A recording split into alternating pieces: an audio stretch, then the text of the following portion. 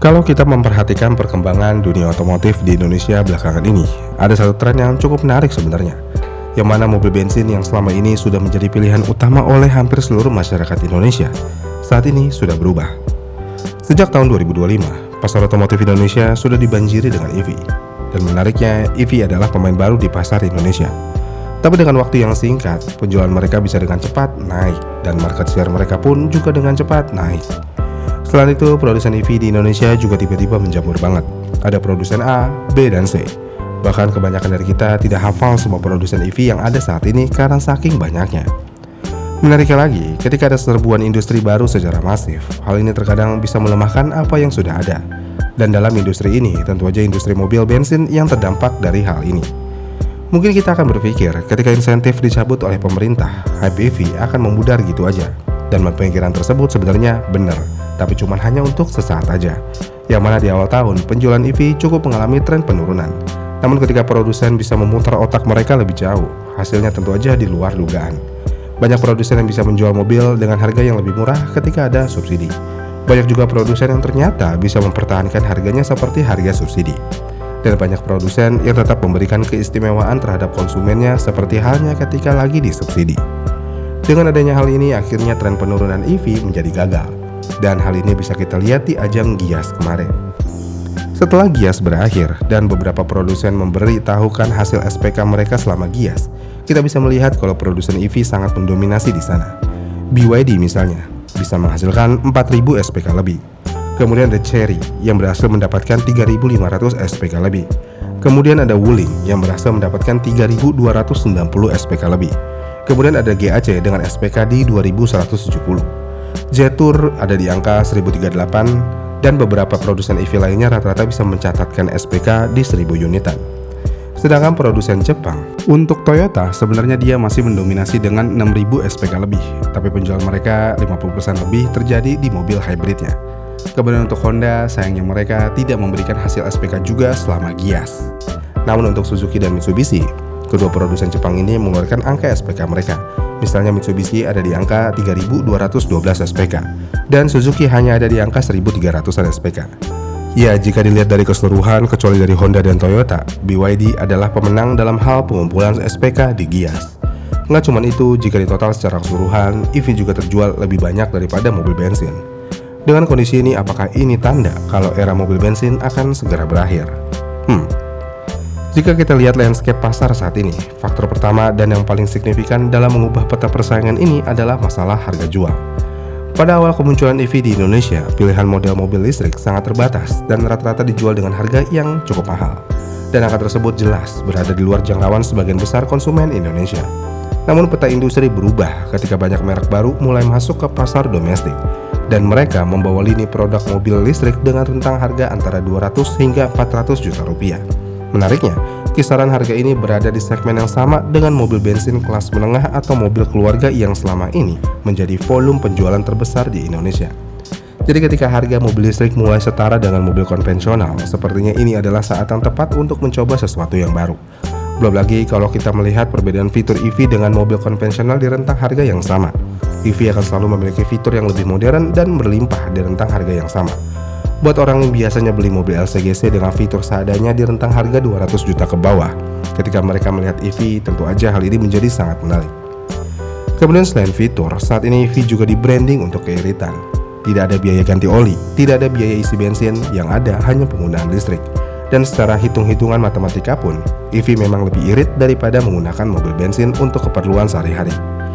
Tapi kan EV rawan kebakaran, baterai EV mahal dan lainnya. Iya emang benar, tapi semua itu sudah semakin tidak relevan dengan saat ini.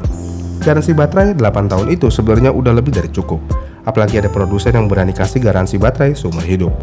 Semakin makin, stigma negatif tentang baterai semakin berkurang. Belum lagi sekarang juga sudah ada beberapa bengkel umum yang udah bisa mengganti baterai EV per sel. Jadinya bisa lebih hemat lagi kalau baterainya rusak dan garansinya void.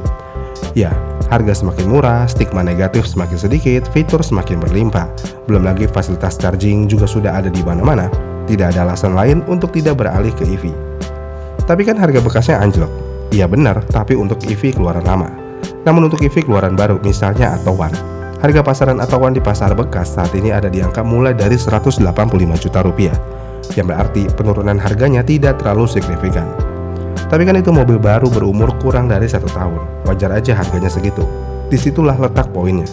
Penurunan harganya masih wajar dan kemungkinan harga bekas EV kedepannya akan bisa lebih stabil lagi. Dan hal ini lagi-lagi mengurangi stigma negatif untuk EV. Dengan nilai positif yang ada dan angka SPK di Gias kemarin, apakah era mobil bensin akan berakhir gitu aja? Jawabannya adalah tidak dalam waktu dekat, tapi pergeseran dominasi itu sudah mulai terjadi secara nyata. Namun yang perlu digarisbawahi adalah posisi mobil bensin sebagai raja di pasar mobil penumpang sudah resmi terusik. Angka SPK dari produsen Jepang di Gias kemarin menjadi bukti kalau konsumen mulai membagi fokus mereka. Kita lihat lagi datanya.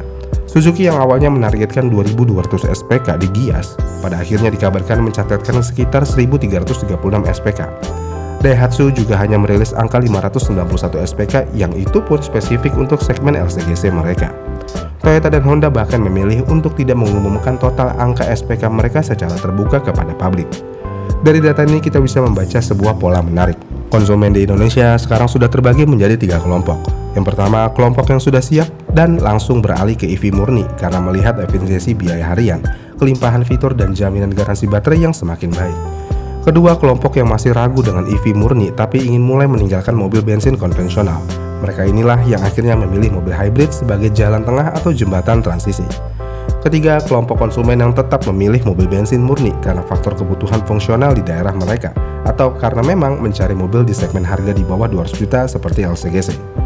Jika kita melihat hal tersebut, industri mobil bensin saat ini seperti juga ikut dipaksa untuk ikut berubah, yang mana produsen mobil konvensional tidak bisa lagi menjual mobil dengan fitur yang pas-pasan atau teknologi yang itu-itu aja di harga 300 jutaan, karena konsumen akan langsung membandingkan dengan EV yang punya fitur jauh lebih modern. Jadi mau gak mau dominasi EV ini membuat standar industri otomotif di Indonesia berubah total. Jadi apakah akhir era mobil bensin sudah di depan mata? Mungkin iya, dan ini adalah awal dari era di mana mobil bensin harus berbagi kue di pasar Indonesia. Ironisnya adalah, dulu mobil bensin adalah pilihan utama, sedangkan EV adalah pilihan alternatif. Namun saat ini keadaannya terbalik. Mobil bensin hanya menjadi opsi alternatif untuk orang yang belum siap menggunakan EV. Ya, inilah yang terjadi saat ini. Apalagi kalau kita lihat tren industri otomotif dunia saat ini juga sudah bergerak ke elektrifikasi, yang berarti mungkin fitur saat ini masih menjadi nilai jual di EV. Namun lambat laut tapi pasti, fitur bukan lagi nilai lebih, tapi EV memang sudah menjadi kebutuhan utama. Tapi apakah Indonesia bisa melakukan penetrasi EV secepat itu? Jawabannya kemungkinan besar bisa.